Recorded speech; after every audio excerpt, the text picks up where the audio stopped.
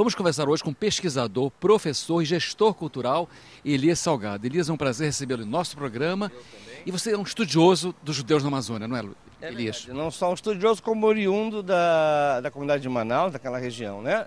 Esse ano completam 200 anos do início da imigração dos judeus, principalmente judeus de origem marroquina, que chegaram na Amazônia, né? Com a abertura dos portos, com a chegada da família real enfim, os tratados de amizade, comércio e navegação, começaram a chegar ao Brasil os primeiros estrangeiros, né? Então, a primeira leva de estrangeiros, no meio dela também vieram alguns judeus que trabalhavam nesse comércio, ligados a esse comércio. Mas o grande momento, né, dessa imigração se dá na virada do século XIX para o início do século XX, quando o boom da borracha, da extração da borracha, né, acontece na Amazônia. E esses judeus, então, vêm participar desse processo todo de extração e de comercialização da borracha, né? Ajudou bastante esses judeus que vinham, lógico, de uma região muito pobre, onde eles eram bastante oprimidos, muita doença, que era o Marrocos de então, o fato de que há 150 anos atrás foi criada uma rede de escolas, a Aliança Israelita Universal, por judeus franceses, que em vários países árabes, e principalmente no Marrocos, abriram escolas para dar profissão, né? Cursos profissionalizantes e uma educação mais moderna e mais universalista para esses judeus. Isso ajudou bastante nesse processo todo. Elias, os judeus de hoje, quantos são lá? Nós que estudamos a presença judaica na Amazônia, enumeramos cerca de 1.000 famílias que migraram do Marrocos para a Amazônia brasileira, inclusive a partir da Amazônia brasileira chegaram até o Peru, né? Existem comunidades judaicas marroquinas que foram criadas no Peru, em Quito, por exemplo, desses judeus que chegaram a partir do Porto de Belém.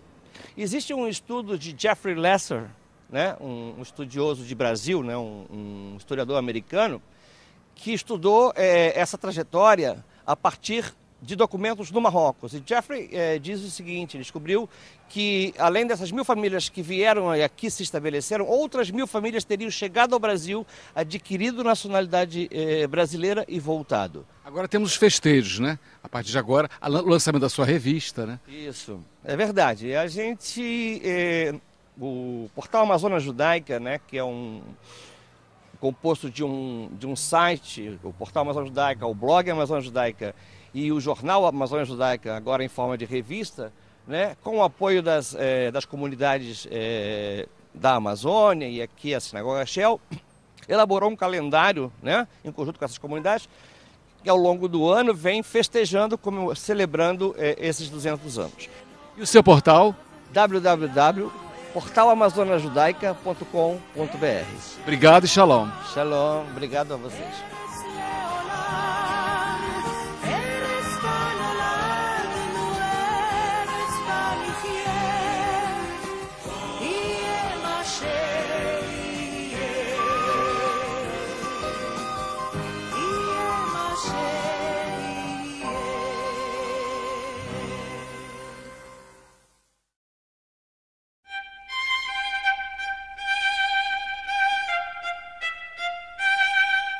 Existia uma vez um país que era muito pequeno, tão pequeno que era difícil encontrá-lo em qualquer mapa geográfico. E o rei daquele país pensou: o que é que eu posso fazer que o lugar onde eu vivo, que é tão insignificante, tenha um significado para todos? Ele ocorreu uma ideia que ninguém tinha tido anteriormente. Ele disse: eu vou construir um relógio que fique numa posição muito alta, e o relógio vai ser construído de tal forma que de qualquer lugar do meu país as pessoas vão poder enxergar como os ponteiros se movem. E quem sabe isso vai inspirá-los a aproveitar bem cada instante do tempo que corre. Ele anunciou o seu desejo, mas ninguém aceitava aquela tarefa. Como fazer um relógio dessa forma? Mas veio um anão e disse ao rei: eu tenho um gênio que me ajuda a criar tudo o que eu quero. Eu aceito a tarefa, mas com uma condição: eu quero viver no relógio, na torre que eu vou construir, para assegurar que o relógio marca a hora certa. O rei aceitou, e o anão começou a construir a torre, até o ponto que ele achou adequado, e ali ele fez um relógio multifacetado, cheio de espelhos, de tal forma que, de fato, de qualquer lugar no país, se podia perceber como os ponteiros marchavam. E as pessoas compreenderam que tempo é alguma coisa que não pode ser armazenada, não pode ser guardada, não pode ser recuperada. E resolveram, de fato, usar o tempo da melhor maneira possível. E muita gente ouviu falar naquele país pequeno onde se faziam coisas tão boas e resolveram ir até lá. Mas havia aqueles que tinham inveja, que não suportavam que de repente aquele país se tivesse tornado tão notório e começaram a dizer ao rei, sabe, esse anão, ele fez isso porque quer se tornar o rei no seu lugar, não porque quer ajudar alguém. A princípio o rei não acreditou, mas tanto insistiram que ele acabou acreditando que era verdade e deu ordem aos soldados que matassem o anão. Os soldados levaram o anão até a fronteira, mas não tiveram coragem de matá-lo. Disseram, vá embora e não volte nunca mais. O anão foi embora. E no momento em que ele pôs os pés fora do país, o relógio parou. E no dia seguinte, quando as pessoas acordaram e viram que o relógio estava parado, para eles é como se o próprio tempo tivesse deixado de existir. E se não há tempo correndo, que sentido tem as coisas? Mas nós sabemos que o anão não morreu.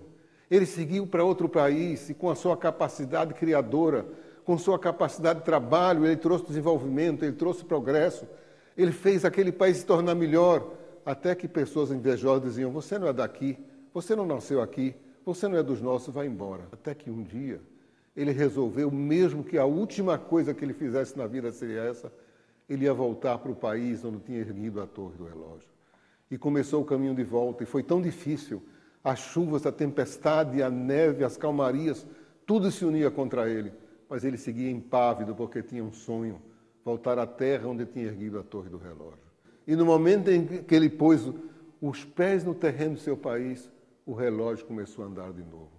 Essa história nos faz lembrar a história de um povo. Houve povos no passado que construíram pirâmides, templos, esfinges. Houve um povo muito pequeno, pequeno em número e sempre pequeno em território, que não construiu nada disso, nem sequer construiu a torre do relógio, mas ergueu a torre da Torá, que não marca o passar do tempo, mas dá significado a cada instante de nossa vida. Permita ao Eterno que a luz da Torá, a compreensão dos seus mandamentos, a decisão de seguir as suas ordens, traga para o mundo inteiro uma grande luz que faça os povos se compreenderem, as pessoas se respeitarem e a terra inteira ser coberta pela palavra que nós sempre usamos como saudação, por Shalom. Paz, que haja paz no mundo, paz nos corações, paz entre todos os seres humanos. O Nosso Jornal Rio é editado semanalmente em sua versão digital. Em Nosso Jornal Rio, você encontra assuntos culturais e entrevistas exclusivas. Receba Nosso Jornal Rio gratuitamente enviando e-mail para nossojornalrio@yahoo.com.br.